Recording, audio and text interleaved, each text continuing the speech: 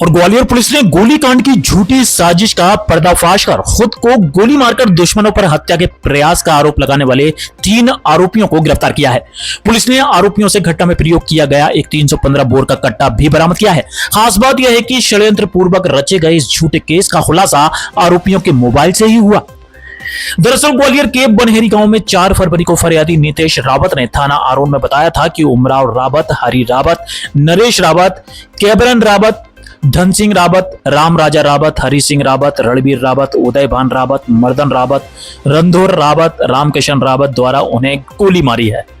घटना संदिग्ध प्रतीत होने पर पुलिस ने संदेही अजब सिंह रावत, रघुवीर रावत और नितेश रावत के मोबाइलों को जब्त कर जांच की तो पता चला कि आरोपियों ने पुरानी रंजिश का बदला लेने खुद ही गोली मारकर पुलिस को गुमराह किया और पुरानी रंजिश पर दूसरे पक्ष के खिलाफ झूठी रिपोर्ट दर्ज कराई गई।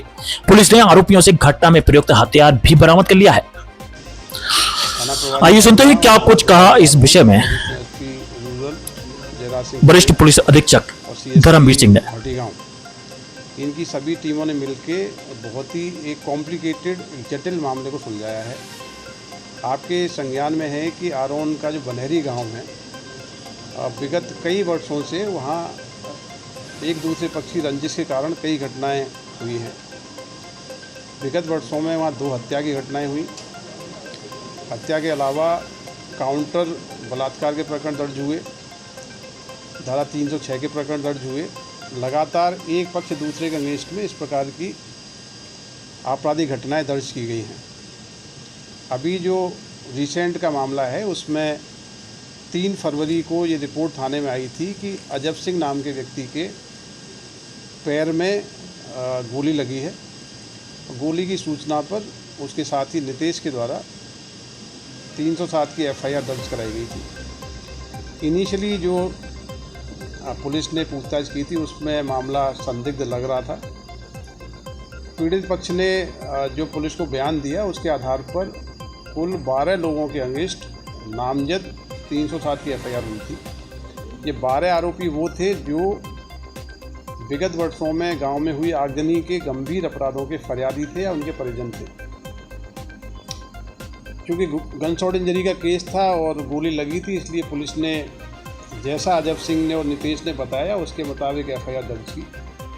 लेकिन पूरी टीम ने इस केस को चुनौती के रूप में लिया और केस की तह तक जाके बहुत बारीकी से इसमें विवेचना की। पुलिस के लिए चुनौती थी कि फरियादी जिसको गोली लगी है, चश्मदीद साक्षी और उनके साक्षियों ने बताया था कि 12 लोगों ने चौराहे पर घेर के उनको गोली मारी है। पुलिस के लिए चुनौती थी कि केस की वास्तविकता कैसे पता लगाई जाए।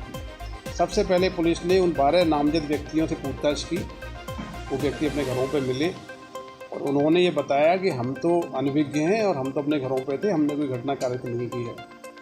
इसके बाद पुलिस ने मुखबिर तंत्र के जरिए और तकनीकी साक्ष्य जुटाए और फाइनली आज ये प्रमाणित किया है कि जो गोली लगने की रिपोर्ट 12 लोगों के खिलाफ की गई थी वो एक षड्यंत्र था।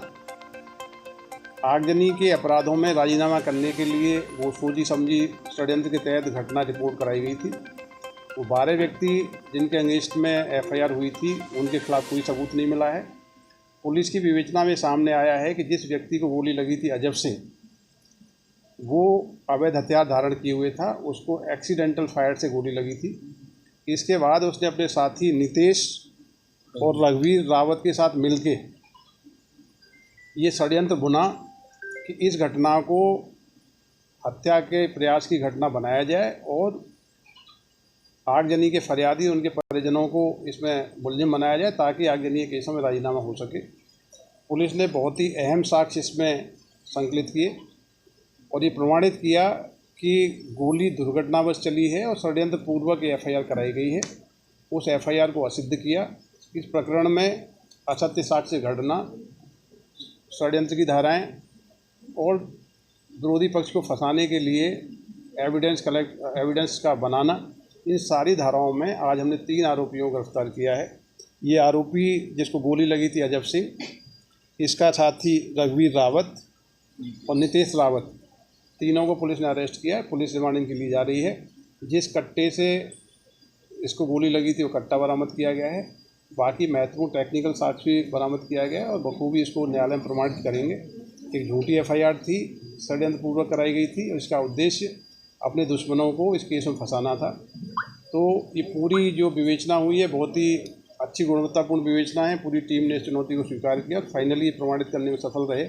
इस प्रकार के षड्यंत्रपूर्वक जो FIR कराई जाएंगी, पुलिस को मजबूती से विवेचना करेगी और उसको पूरे सही एविडेंस को सामने लेके आएगी। सर कितना मुश्किल होता है ऐसे में जब कोई आरोपी या